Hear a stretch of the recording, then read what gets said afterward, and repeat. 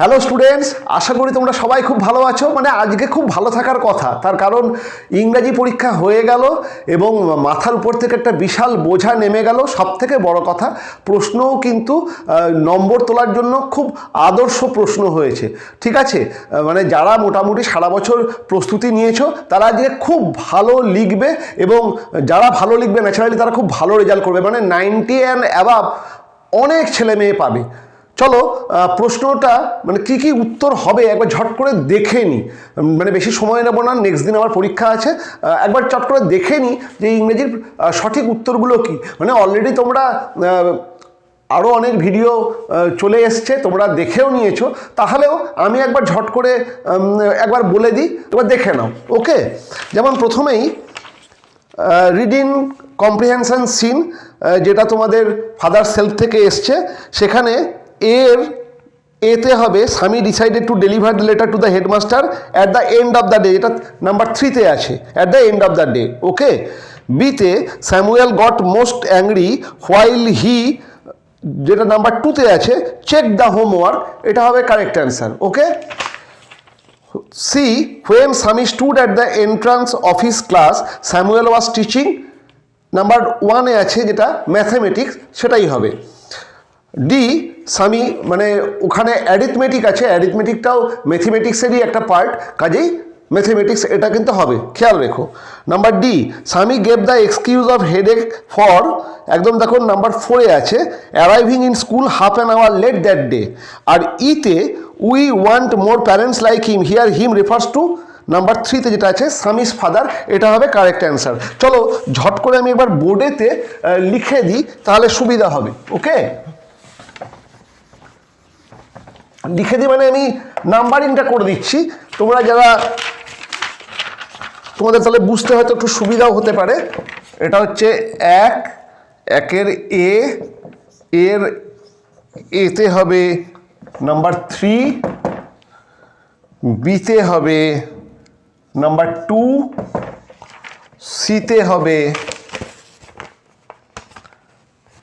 Number 1, ডিতে হবে number 4 এবং ইতে হবে নাম্বার 3। ওকে, এটা হচ্ছে অ্যান্সার। আর বিতে আছে complete the following sentences with information from the text. A না 1, an idea occur to Swami when, এখানে উত্তরটা কোনখান থেকে লিখবে? An idea occur to Swami when, একদম প্রথম লাইন দেখো, as he entered the school gate, তোমরা তখন লিখবে when he entered the school gate, when he entered the school gate, এইটুকু লিখলেই হবে। ওকে, নাম্বার 2 যেটা Swami decided to deliver the letter to the headmaster at the end of the day, because কী কারণে স্বামী একদম শেষে চিঠিটাকে ডেলিভার করবে বলে ঠিক করেছিল? তো সেটা হচ্ছে তোমরা দেখো তার পরেই আছে, মানে যে ওই প্রথম স্ট্যান্ডারই একদম লাস্টের line, there was a chance Samuel might do something during the course of the day to justify the letter, ওটাই লিখতে হবে। Swami decided to deliver the letter to the headmaster at the end of the day because there was a chance Samuel might do something during the course of the day to justify the letter, এটা লিখলেই হবে। Number 3 Samuel was impressed with Swami's father for, কী কারণে Samuel স্বামীর বাবার উপর impressed হয়েছিল? তার কারণ হচ্ছে Samuel was impressed with Swami's father for his advice to his son not to miss his class and school, এটা লিখলে 1-এ 1 পাবে। যদি এতটা নাও লেখো, not to miss his class, এইটুকু মানে Swami's father for his advice to his son not to miss his class, এইটুকু লিখলেও হবে।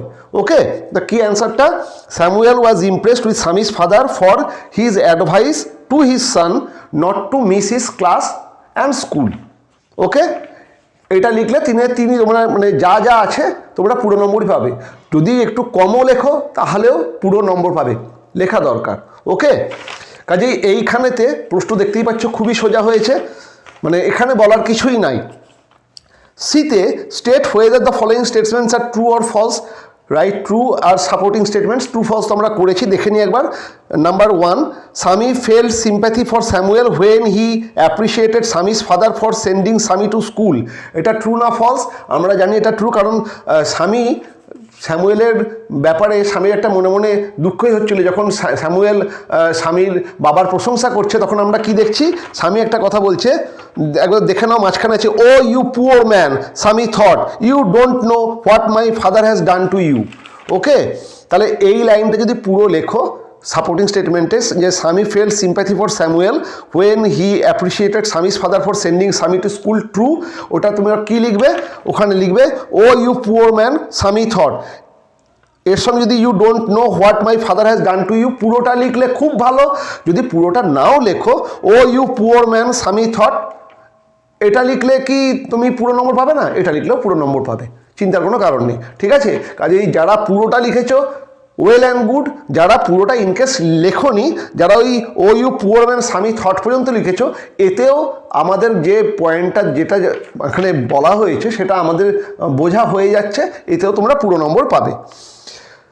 Number 2, Samuel appeared very angry as he was inspecting the home lessons on the day Sami came late to his class. এটা কি true না false? যে Samuel কি অন্যান্য দিন যেমন রেগে থাকে যখন খাতা দেখে, আজকেও কি স্যামুয়েল কি রেগেছিল? না, ফলস। কারণ আজকে আমরা দেখছি যে today Samuel appeared very gentle. একদম দেখো লাস্টের আগের লাইনে আছে, but today Samuel appeared very gentle, এই লাইনটা পুরোটা লিখতে হবে। ওকে, এটা লিখলেই হবে। তাহলে এখানে প্রথমটা হলো ট্রু আর পরেরটা হলো ফলস, সাপোর্টিং স্টেটমেন্ট জেনে নিলে। কাজেই এখানে বুঝতে পারছো যে এই ফাদার সেলফ থেকে খুব সুন্দর প্রশ্ন হয়েছে। তারপরে যেটা আমরা বলেছিলাম, মানে এটা সবাই বলেছিল, আমি একা না, সবাই বলেছিল যে ওই মাই ওন ট্রু ফ্যামিলি দেখার জন্য। ট্রু ফ্যামিলিটা একবার দেখে নিই কী আছে। The poet crept in an oakwood, যেটা আছে নাম্বার 4-এ, অ্যান্ড ওকুড এটা হবে অ্যান্সার। বিতে the old woman appear to be unsteady, যেটা আছে নাম্বার 2-এ, বিয়ের the old woman appear to be unsteady. সিতে you do not blink an eye, এটা blink an eye the expression suggest the indifference, মানে উদাসীনতা of the human beings. Okay, তাই 1 নম্বরে যেটা আছে ইনডিফারেন্স, সেটা হবে answer. Number 4, the poem explores the theme of conservation of forest and wild animals, dreams and realities in the life of modern human beings, the integral relationship between human beings and nature, insecurities and ailments of an old woman. এইখানে এই প্রশ্নটা একটু confusing মানে আমার যদিও বলা উচিত না, মানে ছাত্রছাত্রীদের কাছে একটু এটা কনফিউজিং লাগতে পারে। তার কারণ বেসিক্যালি এই কবিতাটা ফরেস্ট কনজারভেশনের উপরে বা প্রিজার্ভেশন অফ ফরেস্টের উপরে কথা বলে। কিন্তু দেখো প্রথমে দেওয়া আছে conservation of forest and wild animals.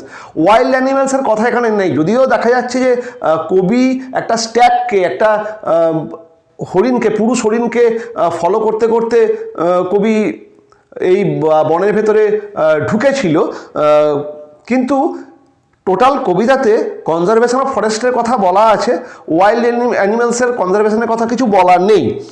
কিন্তু যেটা 3 নম্বরে আছে, the integral relationship between human beings and nature, মানুষ এবং প্রকৃতির, নেচার মানে প্রকৃতি, তার একটা পারস্পরিক মেলবন্ধনের কথা বলা আছে।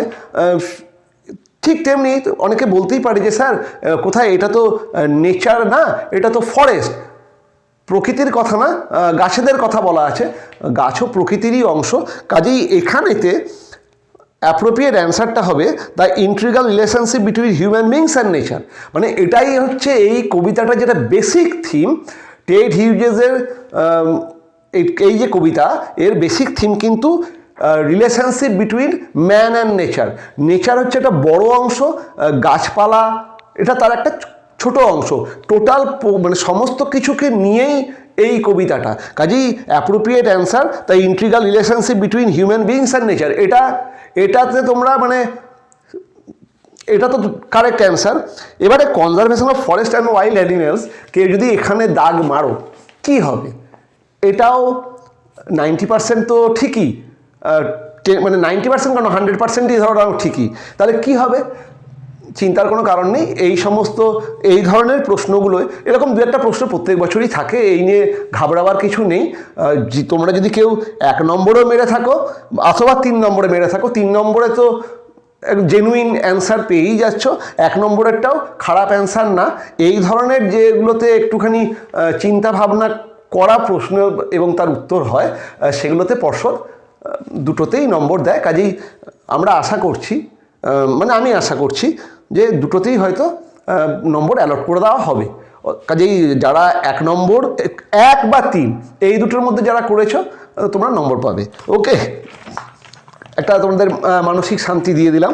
আচ্ছা, এরপরে যে অ্যান্সার দ্য ফলোয়িং কোয়েশ্চেন্স রয়েছে, how did the oak trees threaten the poet if E fail to promise the plant 2 oak trees.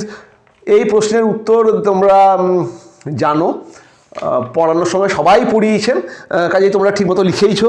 R how did the dream alter the poet, এটা আমি লাস্ট দিনেও বলেছিলাম যে এইরকম প্রশ্নটা দেখে যেও, এটা কোনো সাজেশান না, এমনি বলেছিলাম যে এরকম দেখে যেও, কারণ এগুলো হচ্ছে থিমেটিক প্রশ্ন, ঠিক আছে।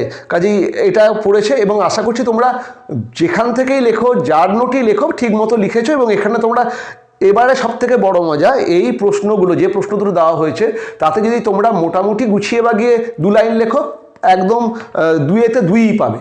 ওকে, কোনো নম্বর তোমাদের কাটা হবে না, খুব ভালোই তোমাদের মানে উত্তর হবে। কাজেই দেখতে পাচ্ছ যে সিন পোর্শন খুব ভালো এসছে। একটা যে প্রশ্ন একটু কনফিউজিং, ওটা কনফিউশনের কিছু নাই, ওটাতে তোমরা দুটোতেই নম্বর পাবে। আচ্ছা, চলে আসো reading comprehension আনসিনে।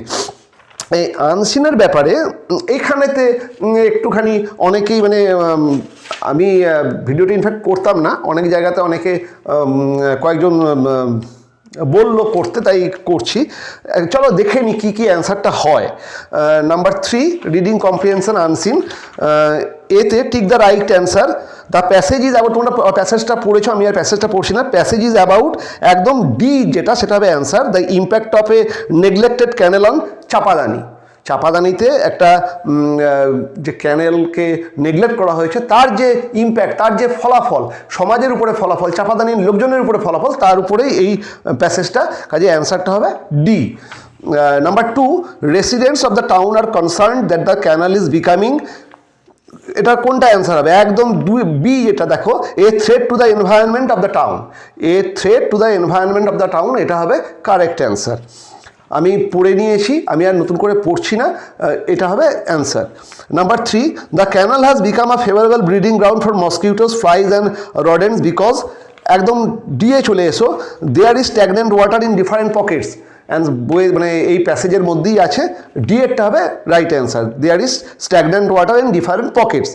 Number 4 the canal was dug for the purpose of drainage, irrigation, drinking water, transportation. কেন আমি এই 4টে বললাম, এতগুলো বললাম না, একদম স্ট্রেট উত্তর বলে দিলাম। তাই এখানে কেন বললাম, তার কারণ কোনো ছাত্রদের মতে the canal was dug for the purpose of drainage, আর কারো মতে এটা ইরিগেশন।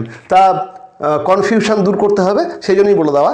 প্রথমেই দেখো একদম ফার্স্টেই কী দিচ্ছে, এটা খুব চালাকি করা প্রশ্ন, ট্রিকি প্রশ্ন। এই ধরনের প্রশ্ন ছাত্রদের বুদ্ধিমত্তার পরীক্ষা নেয়, মানে একদম ফ্ল্যাট প্রশ্ন, আর সেই সবারই একই খাতা, যারা পরীক্ষক মানে যারা খাতা দেখেন তারাও ক্লান্ত হয়ে যান এই ধরনের প্রশ্ন, এবং তার সঠিক উত্তর পেলে পরীক্ষকরাও খুশি হন। দেখে নাও, দেখো কী দেওয়া আছে, দ্য নেগলেক্টেড ইরিগেশন ক্যানেল। প্রথমেই তোমাদেরকে কিন্তু মেনশন করে দেওয়া হচ্ছে যে কী ধরনের ক্যানেল, কি ক্যানেল, কেন ক্যানেলটাকে খোঁড়া হয়েছিল। The canal was dug for the purpose of irrigation, ইরিগেশনের জন্য, কৃষিকাজের জন্য, জলসেচের জন্য এই ক্যানেলটাকে খোঁড়া হয়েছিল, তাই তো এই ক্যানেলটার নাম ইরিগেশন ক্যানেল। কাজে এটা কোনো ড্রেনেজ ক্যানেল না।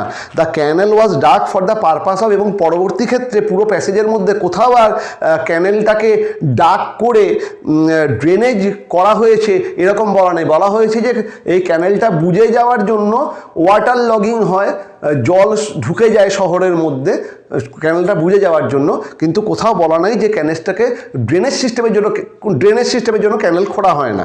ক্যানেলটাকে খোঁড়া হয়েছিল for the purpose of irrigation. কাজে অ্যান্সার হবে বি, ইরিগেশন। কেউ যদি ড্রেনেজ করো, সরি টু সে, সেটা ঠিক উত্তর না, অ্যান্সারটা হচ্ছে ইরিগেশন। ঠিক আছে, এটা কিন্তু খুব ভালো প্রশ্ন, এটা কঠিন প্রশ্ন না, এটা কিন্তু খুব বুদ্ধিমত্তার প্রশ্ন, এরকম প্রশ্ন থাকা দরকার। ওকে, তোমরা রাগ করতে পারো যে স্যার কি কেন বলছেন যে এরকম প্রশ্ন থাকা দরকার। 2-4টে এরকম প্রশ্ন না থাকলে ছাত্রদেরও টেস্ট হবে কী করে, মেরিটেরও তো টেস্ট হওয়া দরকার আছে। এটা কিন্তু সেই ধরনের প্রশ্ন, ভালো প্রশ্ন। 5 নম্বর দ্য দেখো siltation at the canal bed cost increase capacity to hold water, এটার অ্যান্সারটা হবে B, loss of capacity to hold water. The siltation at the canal bed cause loss of capacity to hold water, এটার কাজে 5-এরটা হবে B. আর number 6, an appropriate title for the passage would be, এখানেতেও আর একটা জিনিস বলার, কি টাইটেলটা অ্যাপ্রোপ্রিয়েট হবে। দেখো এখানেতে 4টে পড়ে নি, A canal losing its flow due to filth and dirt, এটা কি কোনো টাইটেল? না। Neglected irrigation canal posing health hazards, এটা কি টাইটেল? হ্যাঁ একটা title. Irrigation canal inundating towns in monsoon, এটা কি টাইটেল? হ্যাঁ এটাও একটা title. Stagnant water causing health hazards, এটা কি টাইটেল? না। তাহলে আমাদের থাকছে বি আর সি। এখানেও একটা কথা বলার, যদি আমরা পুরো প্যাসেজটাকে ভালো করে পড়ি এবং তার ভালো করে বঙ্গানুবাদ করি, মানে আমি যেটুকু বুঝেছি সেটাতে প্রথমে এই যে প্রথম আমরা টাইটেল সবসময় রাখবো 5W1H-কে বেস করে, ঠিক আছে? এটাই হচ্ছে বেসিক টাইটেল লেখার ফরম্যাট। 5W1H-কে বেস করে যদি আমি টাইটেলকে লিখি, তাহলে আমি প্রথম যে প্যাসেজটা আমি পড়ব তাতে আমি দেখব যে বলা আছে যে এই নেগলেক্টেড ইরিগেশন ক্যানেল এবং তার ফলে যে হ্যাজার্ডস, মানে শুধুমাত্র হেলথ না, আরও হ্যাজার্ডসের কথা বলা আছে। কাজেই যদি আমি এই টাইটেলটা দিই, neglected irrigation canal posing health hazards, well and good হবে।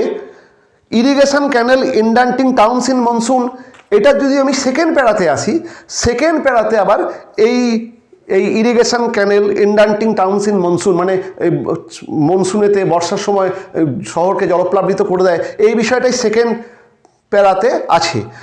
আবার যেই থার্ড প্যারায় আসি, থার্ড প্যারাতে কি আছে?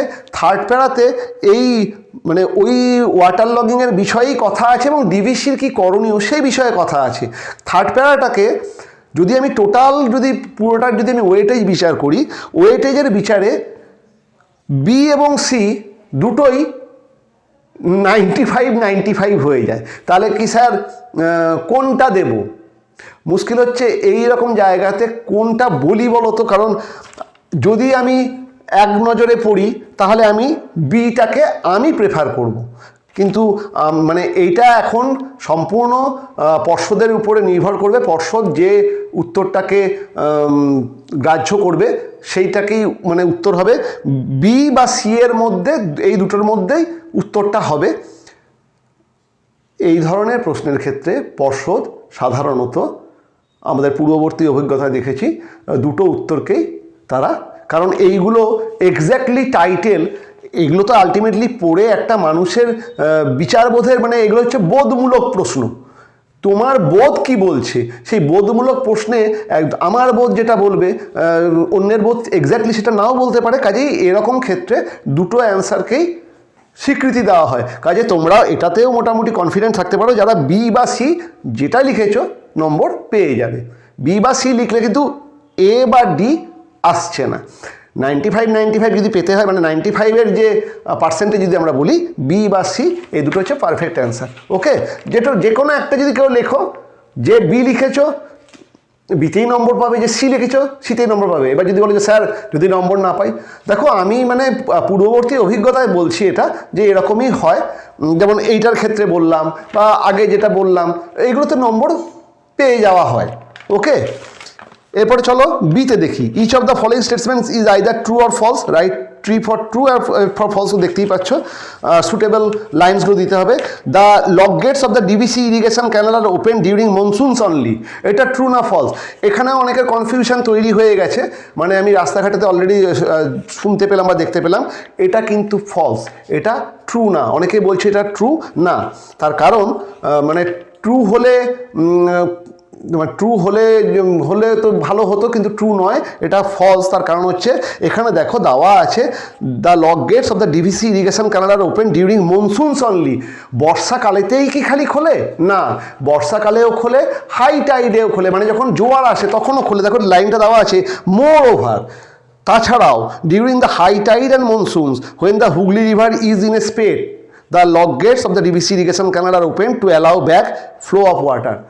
কাজেই এখানে দেখতেই পাচ্ছ যে high tides and monsoons and দেওয়া আছে, কাজেই এটা ফলস, এবং ওই লাইনটাই সাপোর্টিং স্টাইলে মানে সাপোর্টিং লাইন হিসেবে লিখতে হবে। এবারে হয় কি অনেকে ভুল মানে করে ফেলেছো প্রথম পরীক্ষার উত্তেজনায়, মানে ওটা অনেকে টি করে ফেলেছো, যদিও ফলস হবে। সেক্ষেত্রে মানে নিয়ম অনুযায়ী ট্রু ফলসের যদি তুমি ট্রু বা ফলসটা ভুল করো, সাপোর্টিং স্টেটমেন্টের খুব একটা দাম থাকে না। কিন্তু মাধ্যমিকের ক্ষেত্রে যেটা হয় যে ট্রু ফলসটা যদি ভুল করার পরে সাপোর্টিং স্টেটমেন্টটা ঠিক করো, বা সাপোর্টিং স্টেটমেন্টটা ভুল করার পরেও ট্রু ফলসটা ঠিক করো, মানে যেহেতু দেখো 1+1 বলে পার্টের নম্বরটা দিয়ে দেওয়া হয়, মানে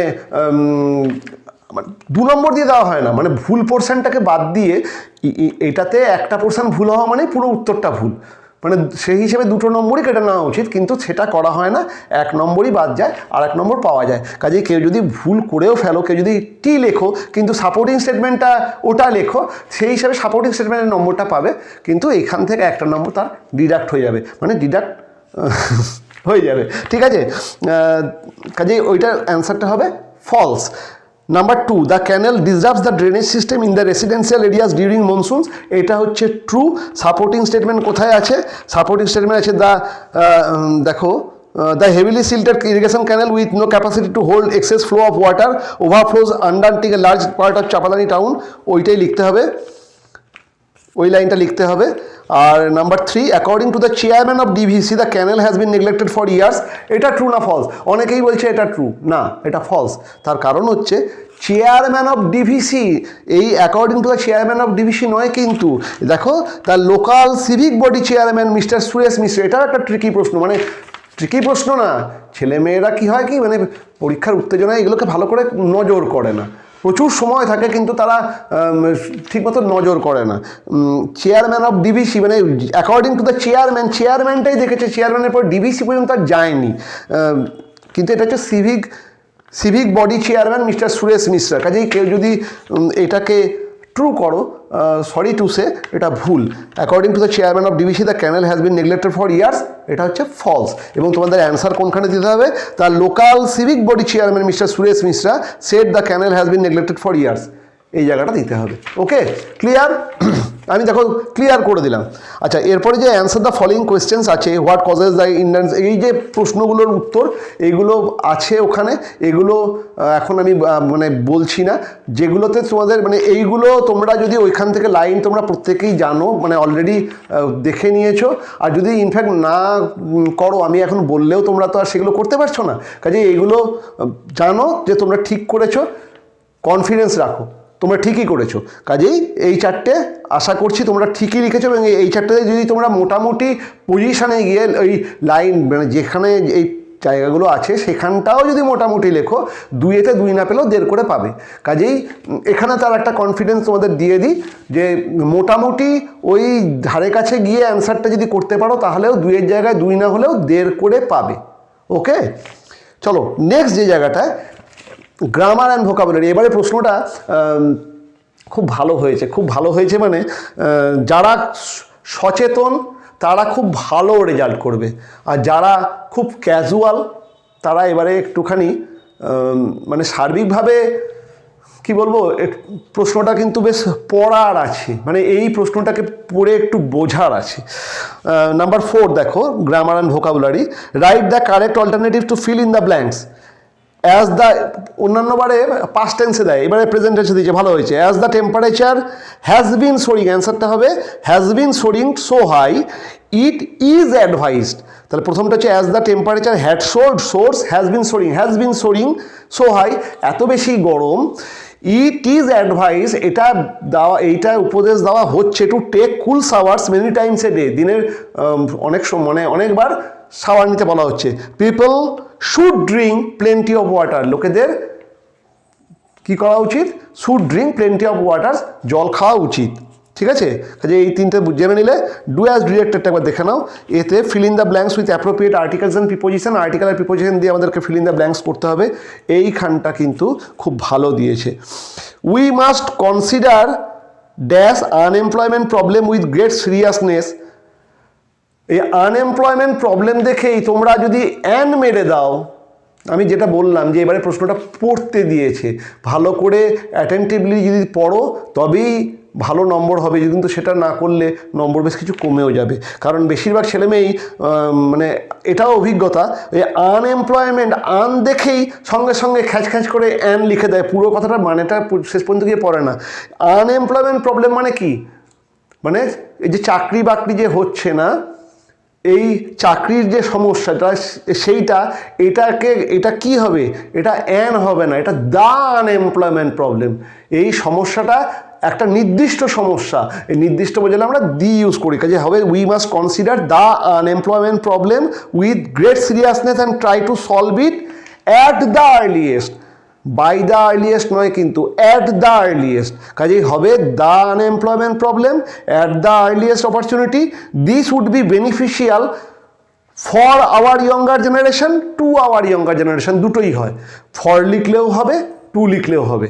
ঠিক আছে, তাহলে কী হবে, we must consider the unemployment problem, মানে এইটাকে দেখার জন্যই মেনলি প্রশ্নটা সেট করা, with great seriousness and try to solve at the earliest opportunity. This would be beneficial for our younger generation, but this would be beneficial to our younger generation, দুটোই হয়, যেটা লিখবে তাতেই অ্যান্সার, মানে তাতেই নম্বর পাবে। ওকে, নেক্সট চলে এসো, এই তিনটে খুবই সোজা দিয়েছে। I am too tired to walk turn into a complex sentence, I am so tired that I cannot walk. Okay, I am very tired that I cannot walk, I am so tired that I cannot walk, যা লেখো right. The students are, ও ভালো কথা, এখানে আবার মানে test পেপারে অনেক জায়গাতে সেই he was too tired to walk, কাজে তোমরা আবার মানে I am so tired that I could not walk এরকম আবার লিখো না কিন্তু, ক্যানট হবে, I am so tired that I can not walk. Okay, present টেন্সে আছে, খেয়াল রেখো। The students are staging a play, change the voice, কী হবে, a play is being staged by the students. আর number 3, the mother said to the boy, do not waste time on mobile phone, turning to indirect speech. The mother advised the boy not to waste time on mobile phones. The mother advised the boy not to waste time on mobile phones. ওকে, এই তিনটে কিন্তু খুবই সোজা দিয়েছে। আর এরপরে correct phrasal verb, এখানেতে একটুখানি দেখে নাও। The robber escaped with ornaments, escaped, এখানেতে দুটো মানে মোট চারটে যে ফ্রেজাল ভার্ব দেওয়া আছে, pass away, keep away, hold back, make of. Escape মানে পালিয়ে যাওয়া, অর্নামেন্টস নিয়ে বা গয়না নিয়ে রবারটা পালিয়ে গেছে, এটাও একটা একটুখানি কনফিউজিং। তার কারণ হচ্ছে এসকেপড মানে মেড অফ, মানে জিনিসপত্র নিয়ে পালিয়ে যাওয়া, আর এই কিপ অ্যাওয়ে মানে কেপ্ট অ্যাওয়ে, এটা মানে সরিয়ে নিয়ে যাওয়া। কাজেই the robber escaped with the ornaments, কেউ কেউ করবে আমি জানি কেপ্ট অ্যাওয়ে, কেউ কেউ করবে মেড অফ, কোনটা পারফেক্ট হবে? The robber escape with the অর্নামেন্টসের একদম যদি বলো পারফেক্ট কোনটা, the robber made off with the ornaments, একদম নিখুঁত। তাহলে স্যার যদি কেউ কেপ্ট অ্যাওয়ে করে কি হবে? কেপ্ট অ্যাওয়েটাও হয় না যে তা নয়, হয়, তবে মানে যদি চুজ করতে দাও কেপ্ট অ্যাওয়ে আর মেড অফের মধ্যে, তাহলে অবশ্যই মেড অফটা আগে আসবে। কাজেই the robber escaped with the ornaments, the robbers made off with the ornaments, এটা হচ্ছে পারফেক্ট। আর কেপ্ট অ্যাওয়ে এটাও হয়, ঠিক আছে, দুটোই ঠিকই। The old man died in his sleep, the old man passed away in his sleep. You must not hide anything from the police, you must not hold back anything from the police। বাকি দুটো খুবই সোজা, এইটাও কিন্তু কঠিন না, এটা সোজা, যেহেতু দুটো একদম প্রায় সিমিলার ওয়ার্ড এখানে রয়েছে, এই জন্য কনফিউশন। তার এমনি সোজা, মানে একদিকে ভালোই, যে কোনো একটা লিখলেই তোমরা নম্বর পেয়ে যাবে। তারপরে চলে এসো, এই যে চারটে জায়গা মানে চারটে ওয়ার্ড আছে, তার মানে কটা একদম ঠিক বলে দিই। Risk or hazard, threat. Risk or hazard হবে threat, a sudden forceful flow হবে, এ সাডেন ফোর্সফুল ফ্লো। এইখানেতে অনেকে ওভারফ্লো, অনেকে অনেক কিছু করছো, কিন্তু তা হবে না, হবে স্পেট, এসপিএটি, স্পেট মানে হচ্ছে সাডেন ওভারফ্লো। ওকে, কাজেই এ সাডেন ফোর্সফুল ফ্লো, এটা হচ্ছে স্পেট। যারা স্পেট লিখেছো তারা নম্বর পাবে, অন্য কিছুতে পাবে না। রিস্ক অর হ্যাজার্ড, থ্রেট, এটা বললাম। ফ্লাডিং, এটা হচ্ছে ইন্ডান্টিং, ঠিক আছে, এই ফ্লাডিং এটা হচ্ছে ইন্ডেন্টিং, দেখো ওই ওখানেই আছে। আর লাস্টেরটা এটাও অনেকেই বলছে অনেক রকম, removal of sediment from the bottom of a river, এটা অনেকে বলছে ড্রেনেজ না, dredging. Okay, removal of sediments from the bottom of a river, নদীর তলদেশ থেকে যে ময়লা বা সেডিমেন্টসগুলোকে পরিষ্কার করা, এটাকে বলা হয় ড্রেজিং করা। ওকে, কাজে অ্যান্সারটা হবে ড্রেজিং। আর এরপরে রাইটিংয়ের ব্যাপারে কিছু বলবো না, রাইটিং খুব ভালো এসছে। রাইট এ লেটার, তোমাদের কোনো পছন্দের ফেভারিট ফেস্টিভ্যাল নিয়ে, অথবা করমণ্ডল এক্সপ্রেসের এই বাহানাগাদ দুর্ঘটনা সেই নিয়ে রিপোর্ট, সবথেকে বড় কথা যে স্টুডেন্ট কাউন্সিলের তুমি হয়ে তোমার সিট অ্যান্ড কম্পিটিশন, রাইটিং নিয়ে কিছু বলার নেই, একদম নিখুঁত প্রশ্নের মান নিয়ে কিছু বলার নেই, খুব ভালো প্রশ্ন, দু একটা প্রশ্ন একটুখানি মানে তুল্যমূল্য রয়েছে, তবে সেগুলো থাকা একদিকে ভালো, কারণ যাই লেখো তাতে নম্বর পেয়ে যাবে। যা প্রশ্ন হয়েছে খুব, তোমরা যদি একটু ভালো প্রিপারেশান নাও 90 পাবে, 90 অ্যান্ড অ্যাবাভ তোমরা পাবে। আর যদি একটুখানি কম প্রিপারেশান হয় তাহলেও 85 অ্যান্ড অ্যাবাভ তোমাদের প্রত্যেকের পাওয়া উচিত, প্রশ্ন খুব ভালো হয়েছে। ওকে, আজকে যা হলো, নেক্সট পরীক্ষাগুলো আরও ভালো হবে, মাথা থেকে একটা বড় ঝামেলা কেটে গেল। চলো এবার আরও ভালো করে তৈরি হও, খুব ভালো রেজাল্ট হবে।